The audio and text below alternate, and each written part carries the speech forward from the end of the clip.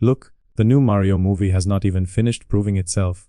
And half the internet is already treating it like Nintendo personally descended from the clouds, with $1 billion receipt. Somebody saw one juicy projection, opened Photoshop like it was a religious duty, and gave us another thumbnail where a grown man looks shocked that Mario is popular. Meanwhile, I am over here wondering how many creators need a plumber in red overalls before their brains stop doing somersaults off a loading dock. Apparently, Nintendo only has to breathe near a release window, and the online commentary class starts behaving like accountants who were hit in the head with a nostalgia brick. Yesterday, this was a movie with early chatter and a tracking headline. Today, it is a fake coronation parade for people who confuse a strong forecast with historic certainty. Already, you can feel the same pattern tightening around this thing, like a cheap belt after a buffet. Notice how nobody wants to speak like a normal person anymore. Everybody online suddenly sounds like they were inside the studio, holding the ledger, and personally counting each dollar before opening weekend even arrives. Honestly, that is the funniest part. Tracking is not money. Projections are not reality. Forecasts are not trophies. Still, once Nintendo gets attached to a giant number, creators start talking like the vault closed, and the confetti cannon already fired. Variety prints a projection, another site repeats it, and 10 channels copy the tone. By dinner, every clown with a microphone thinks he is king of the global box office. GamesRadar echoes the story, which is fine. Then, YouTube grabs that same report and inflates it, until a reasonable estimate sounds like proof of divine intervention. Funny how the internet always claims to hate lazy content, right until Mario shows up carrying a lunchbox full of easy views. Gamers can spot this nonsense instantly. Players have lived through too many reveal trailers, too many fake gameplay promises, too many pre-order sermons, and too many broken launches to fall for polished certainty without receipts. Viewers know the smell. Audiences catch that weird synthetic scent, where excitement gets mixed with ad revenue, stale talking points, and a title written by somebody trying to outrun rent. Creators love pretending they are only responding to demand. Truthfully, many of them are responding to the easiest meal the algorithm has served all month. Search results are already full of prediction videos, reaction clips, early chatter, review talk, and the usual panic upload sludge that appears when a giant brand starts glowing. Thumbnails look like emergency broadcasts for people emotionally compromised by one familiar melody. Channels keep stretching one clean idea into 15 slightly different versions because the content mill heard Mario and spun up like a shaky fan in July. Reddit does the same routine, with a smug little tie on.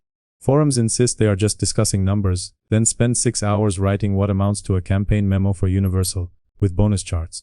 Spreadsheets start breeding. Percentages start marching. Multipliers start flying around, like everybody suddenly became a junior executive whose dad owns distribution in 6 territories. Discussion pretends to be humble there, but the ego is exactly the same. Family appeal makes this movie easy to pitch. Nostalgia makes this movie easy to inflate. Parents hear Mario and think safe ticket.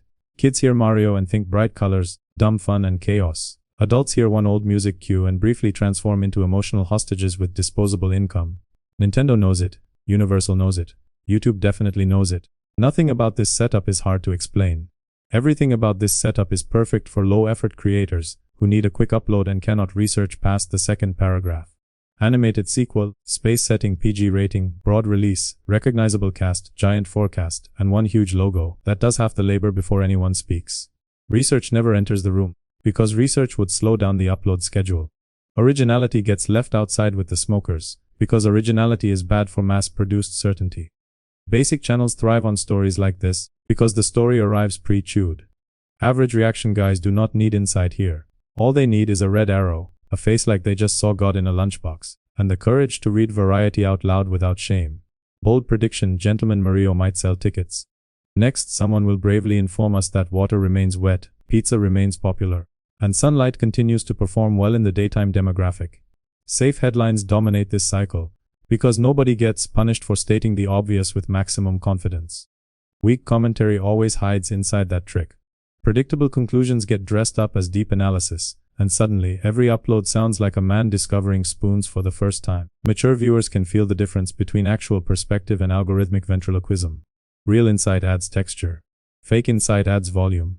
Genuine excitement includes doubt, taste, weird specifics, personal bias, and small disagreements that make a voice sound human.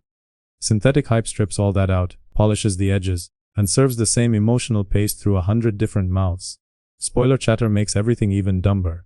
Foxmo cloud whispers start floating around, crossover bait starts multiplying, and some starving channel instantly decides one poster means the Nintendo cinematic universe is kicking down the door tomorrow.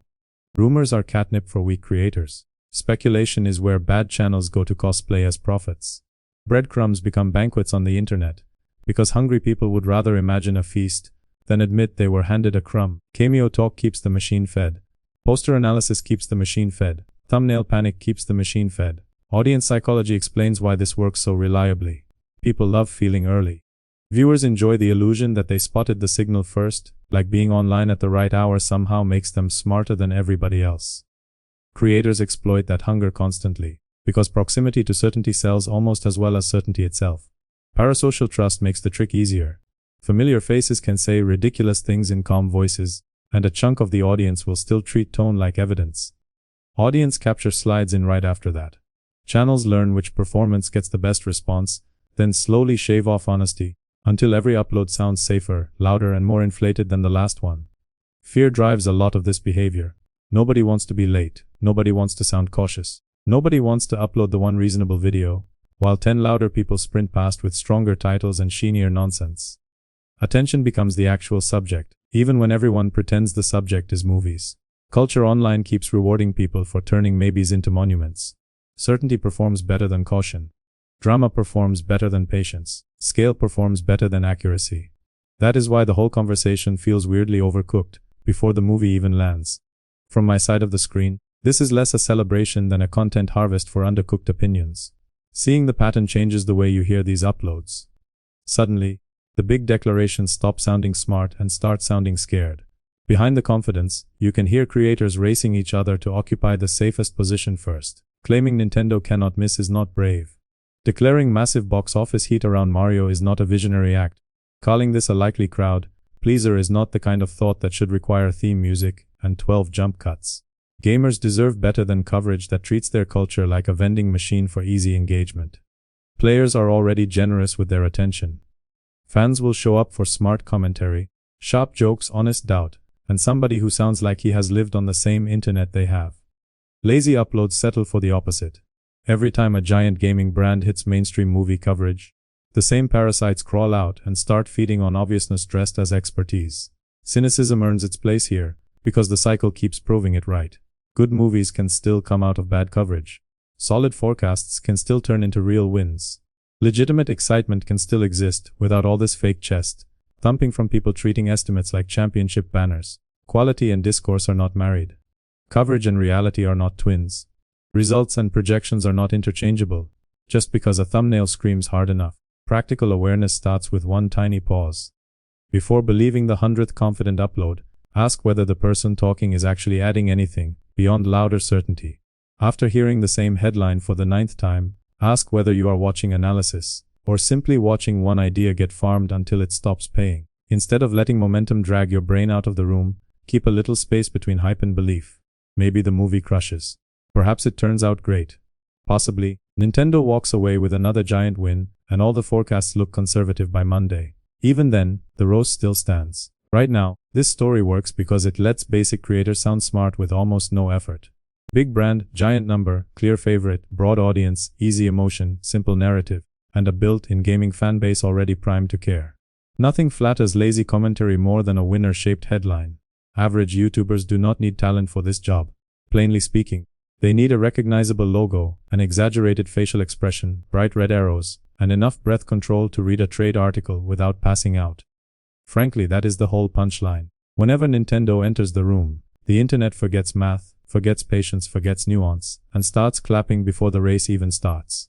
Eventually, the actual numbers will arrive, and then everyone can celebrate, complain, compare, or argue with something real. Until then, most of this noise is just theater for people addicted to sounding correct early. Personally, I would rather wait for receipts than applaud a projection like it already took a bow. Besides, Nintendo does not need creators to make it look powerful. Creators need Nintendo, because Mario does half their job before they open their mouths. That is why the new movie hook hits so hard. One tracking headline drops and suddenly, 1,000 basic uploads get to cosplay as insight, without doing any real thinking. Once you see that machine clearly, the magic dies a little, and honestly, good. Better awareness will not stop the thumbnails. Sharper instincts will not stop weak channels from reading headlines like sacred text. Clearer thinking will not stop Reddit from building launch strategies in threads titled, "Just Curious." Still, noticing the scam matters. Recognition keeps your attention from getting rented out to every loud idiot with editing software, and a fake sense of certainty. Ultimately, that is the only useful win before opening weekend. So when another creator pops up acting like the new Mario movie already conquered Earth, just remember what you are actually watching. Not prophecy, not insider knowledge. Just another basic clown farming the easiest emotional crop on the internet, and praying you confuse momentum with truth.